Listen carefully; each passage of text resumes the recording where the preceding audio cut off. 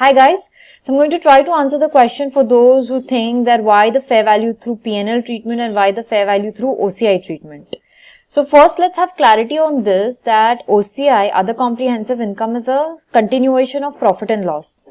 And what are the kind of items that go to this other comprehensive income is not clearly stated by the framework nor the IFRS standards. As such, there is no logic given to us, but we follow a rules-based approach. I hope everybody understand what a rules-based approach is. As in, whenever a particular standard will tell you that this particular gain or loss has to go to OCI, other comprehensive income, we will take it over there.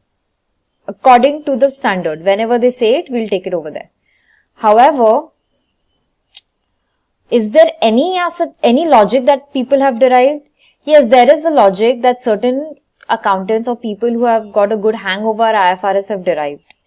If people are aware, whenever there was a gain on the value of the asset, that went to again revaluation gain in the OCI and not your regular P&L. Okay. So the idea was, because this gain on the property or on the machinery is just on the paper. Actually, you never sold this asset. So if you haven't sell this asset, that gain is not realized gain.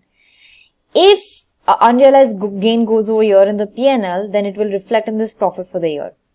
You might take this gain anywhere after GP, and this gain would reflect in the profit for the year. Profit for the year is transferred to retained earnings, this account, right? This reserve account. So this is a distributable account, and the shareholders have an eye on this account because any dividend payment is done from here, from this distributable reserve. However, if this gain on the machinery is also included, which is an unrealized gain, then retained earnings is going to be pretty much high because of that, and shareholders' expectations also will be high accordingly. So that way, because it's an unrealized gain, let's take it to some other section called other comprehensive income, and from revaluation gain, it will go to some other reserve called revaluation reserve. Now, this is a non-distributable reserve, so even if it's very high, it doesn't matter, no dividend expectation is there from this account.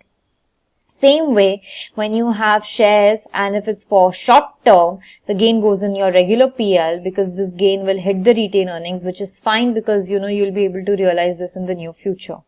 However, if it is a long term and if you plan to keep it for years and years, then this change in the gain is not something that you'll be able to realize. So that way, take it to OCI, the gain on fair value changes, and from there it goes to another reserve called investment reserve. Again, it's not in retained earnings, so that way, if it's not hitting retained earnings, shareholders wouldn't expect higher dividends because retained earnings is normally low. So this is the logic that people have come to. However, again, I'll repeat, standard as such gives no logic behind why items goes in OCI.